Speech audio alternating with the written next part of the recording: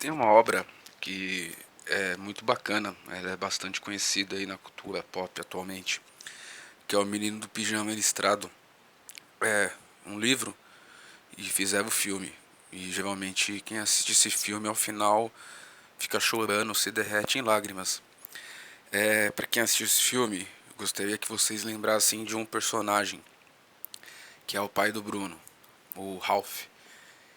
Eles moravam em Berlim e se mudam para uma cidade do interior porque o Ralph recebe uma promoção de emprego.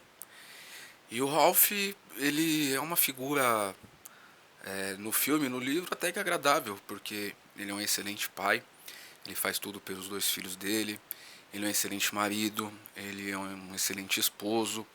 A sua mulher tem alguns problemas emocionais, ele sempre está apoiando ela.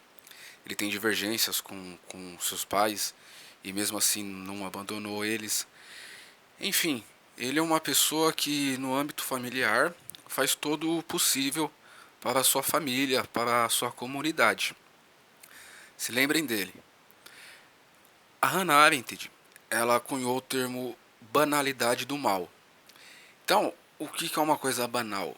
É uma coisa comum, é algo rotineiro, certo? Como é que ela cunhou esse termo? É num livro, numa excelente obra que todos deveriam ler, o caso Eichmann.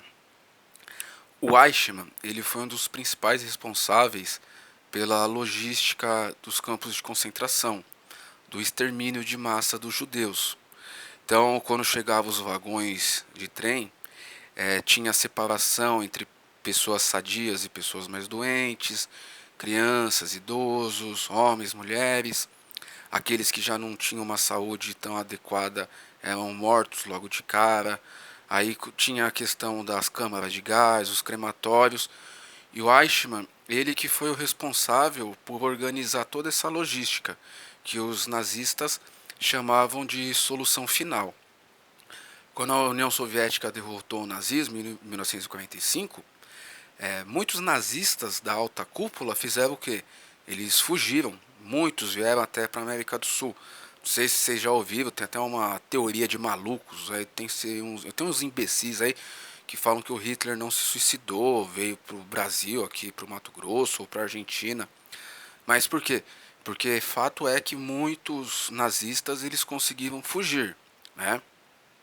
E quando o Estado de Israel ele é formado em 1947, eles vão começar a perseguir esses nazistas. E eles encontram o Eichmann num subúrbio de Buenos Aires no ano de 1961. O Mossad, o Serviço Secreto Israelense. Num, é uma operação ilegal, porque foi um sequestro. E o Eichmann ele é levado para Jerusalém, na qual ele vai ser julgado pelos seus crimes na época do Holocausto, do nazismo.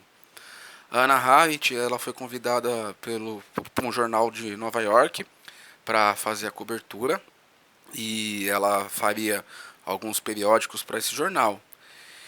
E quando ela chega lá em Jerusalém para cobrir o julgamento, ela demora para entregar os periódicos porque ela começa a fazer uma reflexão. A primeira coisa que ela diz é que o Eichmann ele não teve um julgamento justo, porque já estava pré-definido que ele era culpado. Então seria pouquíssimo provável que ele tivesse um julgamento justo e adequado. E o mais interessante é o que ela observa.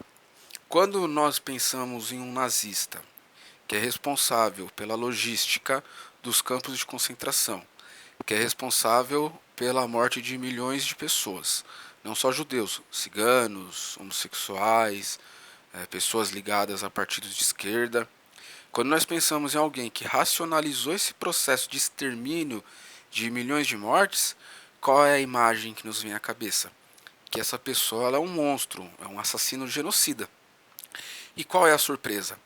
O Eichmann ele é uma pessoa extremamente comum, uma pessoa extremamente normal. Ela usa até uma expressão, se eu não me recordo, não sei se é patético ou medíocre. Mas o que ela quer mostrar pra gente? Ele não é esse monstro que nos é pintado. Ele é uma pessoa medíocre, comum, que está executando ordens que vem de leis do seu país. Tanto que não apenas o Eichmann, mas muitos nazistas, eles não se consideravam culpados pelos crimes que eles foram acusados, porque eles estavam apenas executando ordens que vinham de cima. E daí vem o termo banalidade do mal. É o crime perpetuado por ninguém. O que é o crime perpetuado por ninguém? A pessoa, ela perde a sua capacidade reflexiva, ela perde a sua capacidade de pensar. Ela é só um burocrata. Ela está cumprindo ordens, essas ordens matam milhões de pessoas e ela perdeu completamente a sua capacidade reflexiva de entender o que os seus atos estão proporcionando. O mal, ele é comum, ele está presente na vida das pessoas. E muitas vezes nós cometemos atos que são considerados maus, mas nós nem o percebemos, porque ele já está diluído nas nossas ações. Então, o que ela mostra? Ela mostra que a banalidade do mal, essa questão do mal, ele está presente em todos os seres humanos. E isso acontece quando nós, enquanto seres humanos, perdemos a nossa capacidade de refletir. O crime contra a humanidade ele acontece quando nós não conseguimos entender o que os nossos atos estão proporcionando para outras pessoas.